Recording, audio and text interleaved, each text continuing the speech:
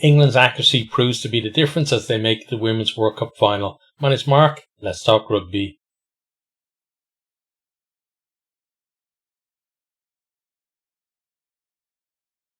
France actually start off with a lot of ball in the opening minutes, but it's England who strike first. We have a kick is run back to around about halfway. There's a ruck infield, out towards the left, and the ball almost gets turned over by France, but England hang on to it as it squirts out. Then they shift it wide, and Ellie Clondon into open space. She's got the gas. She's going to go in the corner if she wants to, but she actually steps back inside, past the cover, and goes under the post to make it a much easier conversion. It is converted by Harrison for 7-0. France then continue to dominate possession, but their ways of attack, are just breaking on the rock that is that English defence, often resulting in spilled ball in contact or a turnover for Megan Jones. And then as the first quarter comes to an end, France, they've got a decent maul in the 22, but England come through the middle, make them playable, and they win a penalty at the resulting scrum.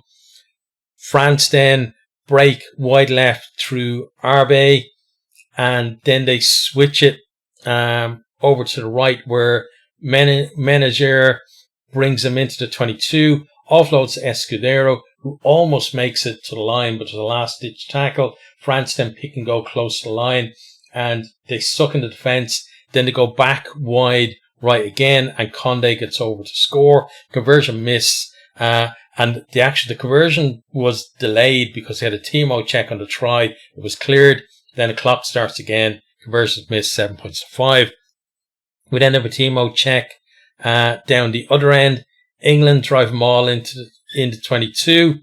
Hunt goes off the back, goes on a switch with Hurd, who knocks the ball on. She basically knocked it on into Hunt's back, recollects the ball and goes over. So obviously, it's a knock on, no try.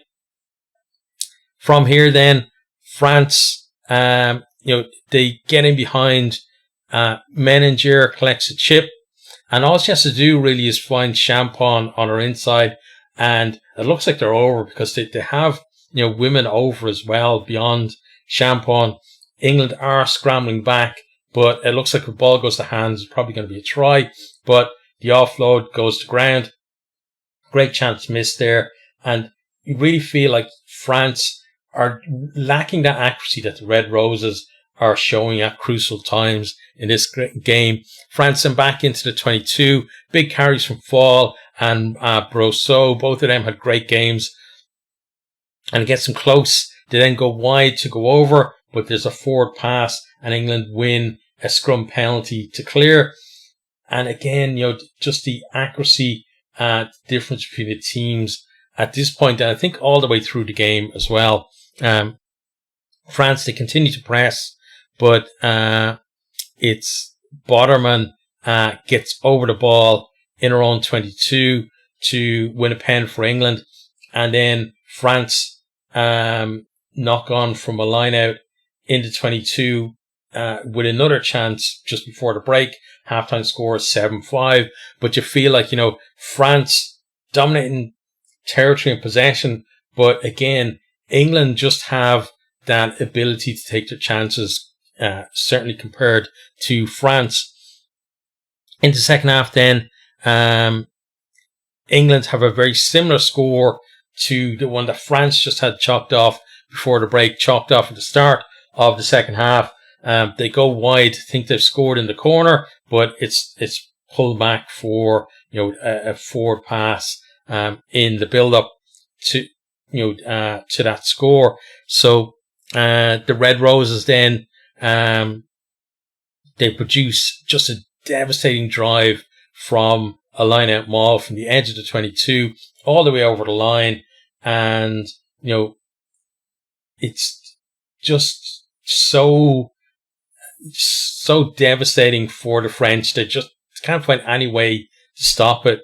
And you can see once you start getting the momentum, and the French, they're pulling in other players, but England so expert, they're kind of rolling it slightly to the right, which is shedding French defenders or putting them on the side of the ball where they're not actually, helping to stop that momentum. And once that momentum is built up, then there's nothing they can do. Over the goal, Cocaine is to score. Conversion then makes it 14 points to 5.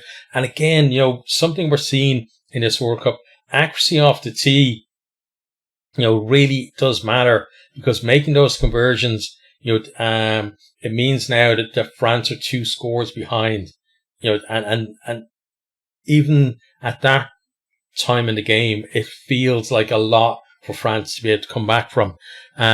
France, though, now they're forcing some penalties. They get good position at the 22. They're on the line of the shadow of the post before they go wide left to Arbe, who goes over to score. This one is converted from out wide, a really nice conversion kick for 14-12.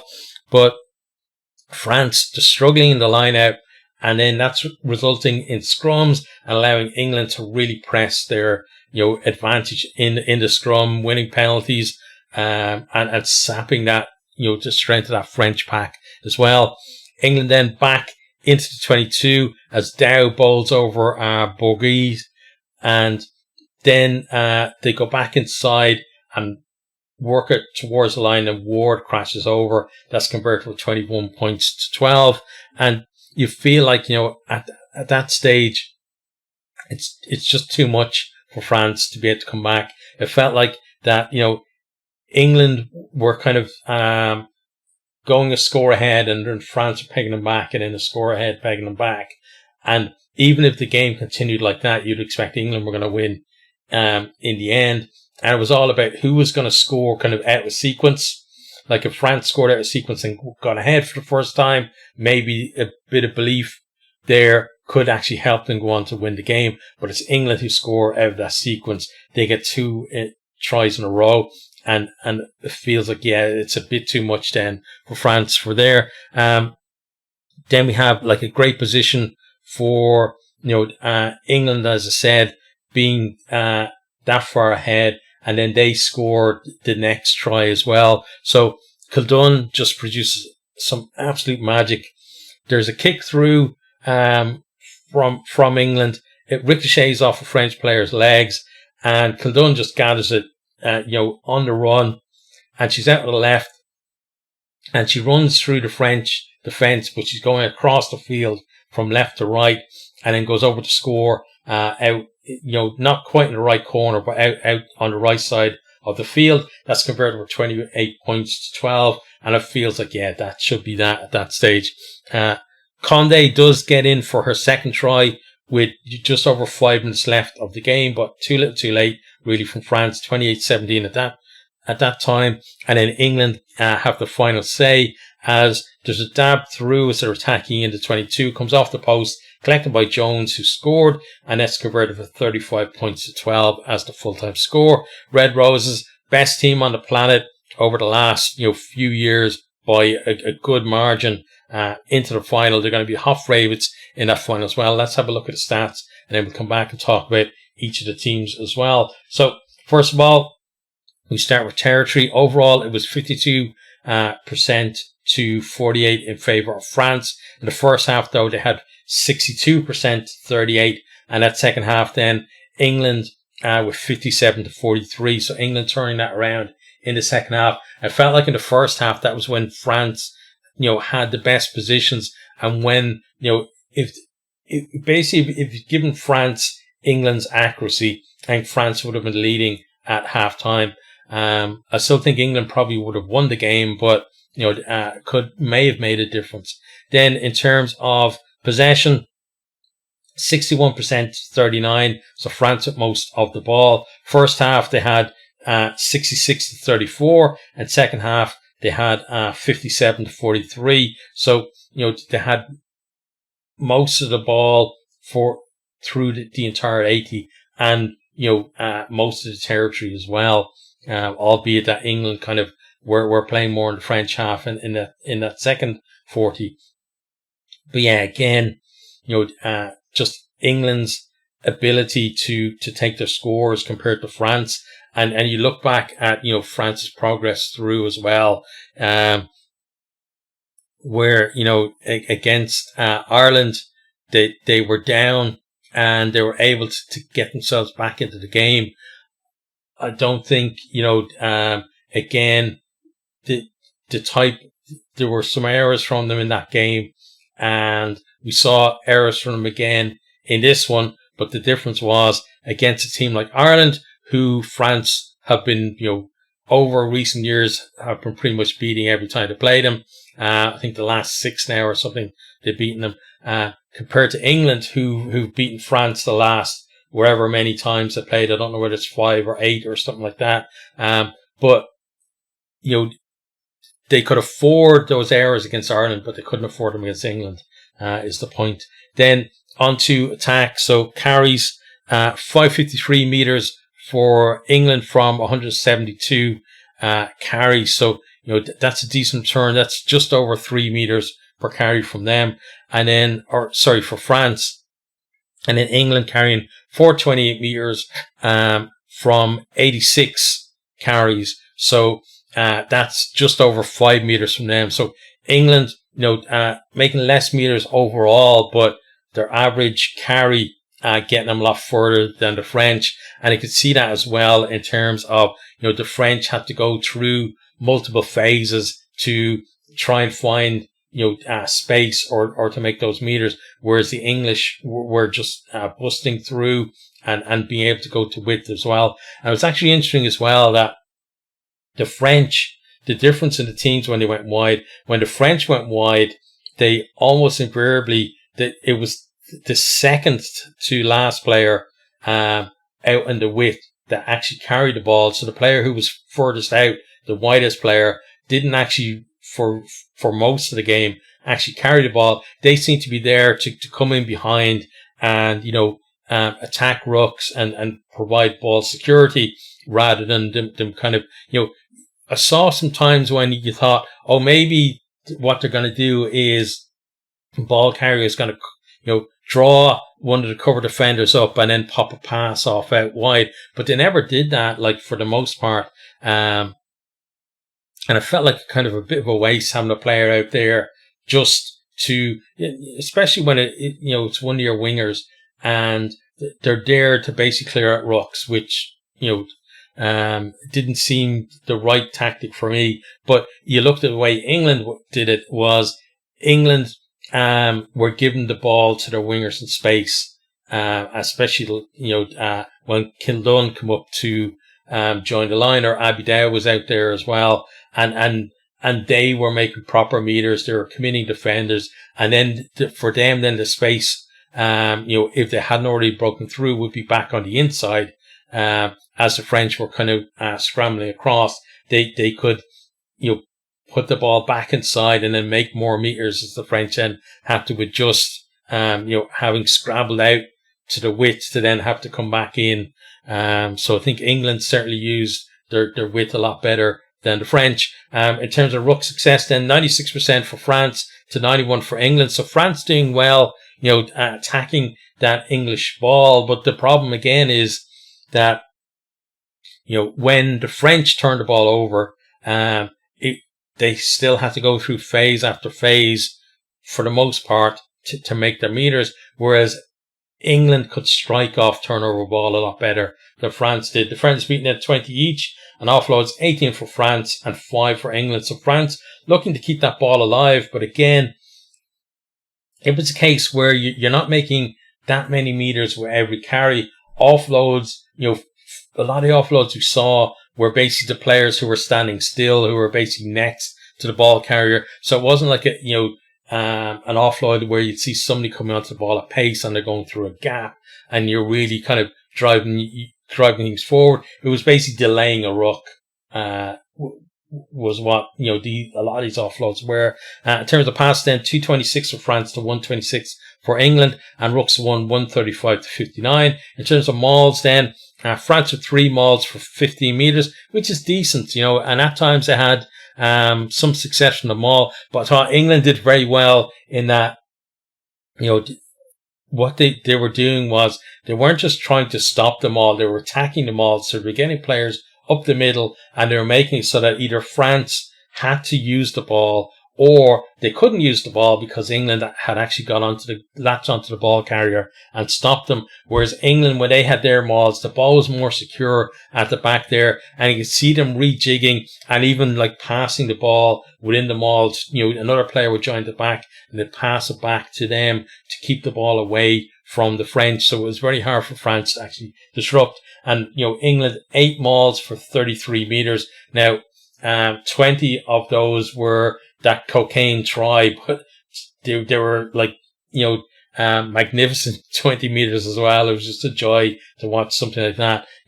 Obviously they've worked on that for a long time, or for them to produce it, in a semi-final against, a pretty decent pack as well, is full credit to them. On to set piece then, scrum. France scrumming at 89% to England's 100. So they had, 8 out of 9, scrums for them. And then England, 7 out of 7. But England absolutely applying massive pressure, to France in that. And it's going to be interesting as well because Canada, their scrum looked pretty strong against the Black Ferns.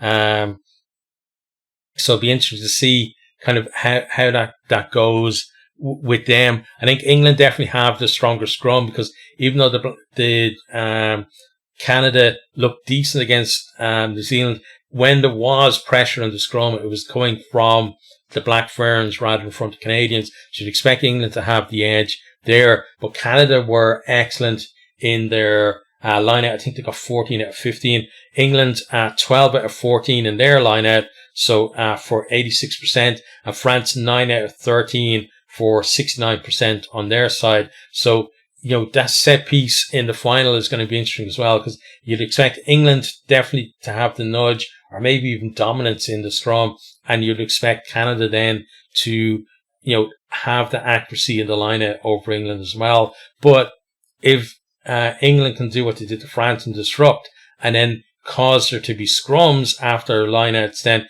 you can take that set piece away from the opposition and actually turn something that has been good for Canada into a bit of an Achilles heel, because they'll be worried then anytime there's a skew lineout or, a bit of a mistake and a knock on, they're going into scrums where potentially they're giving away penalties as well. So set piece could be very big in that final. On to kicking then. Kicks from hand, 21 from France, 24 for England. So, kind of, what you expect really, at test level. We have seen some games, with like low kind of, double figures for kicks, but generally you'd expect somewhere in the kind of low to mid 20s for each team. That's what we saw there. But I thought England definitely with their better kicking strategy. I felt like France were very often kind of just responding to England's kick rather than, looking for, where's the space? Can they turn the English defence? Can they put pressure on?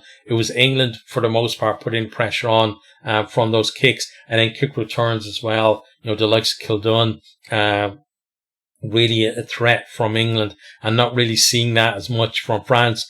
In terms of kicks at goal then, France landed only 1 of 3, and England's, got 5 from 5. So really good from them. Kicks to touch then, France, only 6 from them and 19 from England. So England, even though, the lineup was a little bit more even, they still, had kind of the faith really in, their lineout and the fact that even if it resulted in a scrum, even on a French feed, they felt like, they'd probably have the upper hand there anyway. And they were more comfortable kicking up the line and getting themselves in position. Onto then discipline. So, and defense as well. So tackles, 88 for France and 200 for England. And we saw, yesterday as well, 200 tackles. I think from I'm trying to remember, was it the Black Ferns or the Canadians? One of the teams yesterday had, 200 tackles in their game as well. So, and it really is like a massive shift for a team to put in that many tackles. And then 76% for France in the tackle success, 81 for England. So of the 4 teams of the semi-final, England the only team to get into the 80s.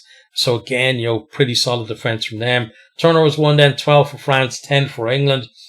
But again, England's turnovers felt like they were more impactful because a lot of the time they were getting over the ball when France were in their 22. They were winning penalties or just, turning the ball over. Penalties conceded then, 11 for France and 8 for England. So again, we say, keep your penalties in single figures and you're doing well. And England did that today. France not quite there on their side. And it was a game really where you felt like everything had to be perfect for France. They had to be the one that was conceding less penalties and that was getting kind of the rub of the green to bounce the ball. And it didn't really happen for them today at all. And again, that's credit down to just this absolutely exceptional Red Roses team. Okay, so let's talk about each of the teams. So we start with France. So kind of a familiar position for France where you feel like they are, they're definitely in the top 4. You can't really look at any of the, beaten quarterfinals. I think Ireland got close in the quarterfinal, and out of the beaten quarterfinals, Ireland are probably the closest to that group. But still, you can see there's a bit of a gulf there. But still not at that. They're kind of in a bit of a limbo, really, where in the Women's Six Nations, you can almost if you're betting on the order, the finish order, it's basically like almost every year. It's like England are going to win, France will come second, and then it's like out of the other 4 teams, any of the other 4 teams could finish third or could finish like with the wooden spoon as well. So they're in that kind of buffer zone between not quite being in that kind of real top table where England are, but certainly being a step above almost every other team in the world. And it's going to be an interesting kind of game themselves and the Black Ferns to see who's that third team in the world. I'd say Black Ferns probably have an edge there, but we'll have to see when the game is played.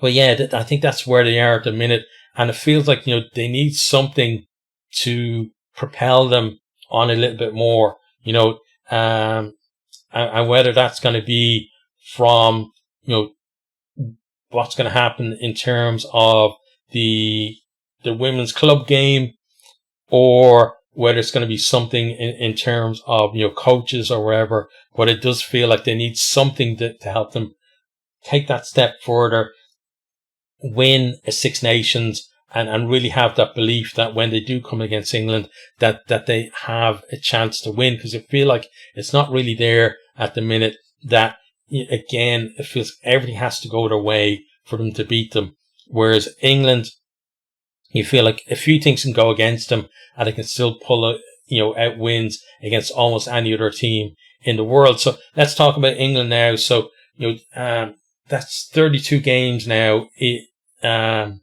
in a row, just extending that record that they have at test level for either men's or women's teams, like the longest run winning run. And you feel like the big one now obviously is the final. They want to extend that one more game, and although they'd obviously want to win the game after that, if that was the end of the run where they win that game and then they don't win the next one, I think they take that, because they're kind of very similar to the All Blacks, in that period around kind of 2003 or post 2003, kind of around where there was that handover where England were clearly the best men's team going into the World Cup in 2003, and then there was a big fall off from them almost immediately, and then New Zealand were the best team all the way up through the 2007 World Cup, got knocked out by France. Then came to 2011 and then they've got a home World Cup, and they basically fall over the line to win it. But is kind of similar with this Red Roses team, where over a period of 2 World Cups, they've been the best team in the world, but they haven't actually won the World Cup. And It's been the Black Ferns winning it the last 2 times. So it feels like, it feels like it's their time. It's a home World Cup, and it's time to deliver now in that final against, this Canadian team who've done really well to make the final. But you got to think that, you look at the firepower that England have, you look at the pack they have, their set piece, and it feels like, they've got all the ducks in a row to win that. I'm not saying it's guaranteed that they're going to win, because Canada are still a really good bloody side. And part of England's task is going to be, one is that they absolutely cannot give Canada as much territory and possession as France had, because I think Canada are more accurate than the French. And also, they've got to slow down that ball. And you look at the likes of, Botterman, Morgan, etc. And you feel like they've got to get in there at the breakdown and make a difference, slowing that ball down, winning penalties, etc. And not give Canada the kind of platform that could hurt this England team. But still, looking at it overall, you would say that going into a home World Cup final, having been the best team in the world for, so many years now, that they've got to be the favourites in the final. But that's my opinion. Let me know what you think down in the comments.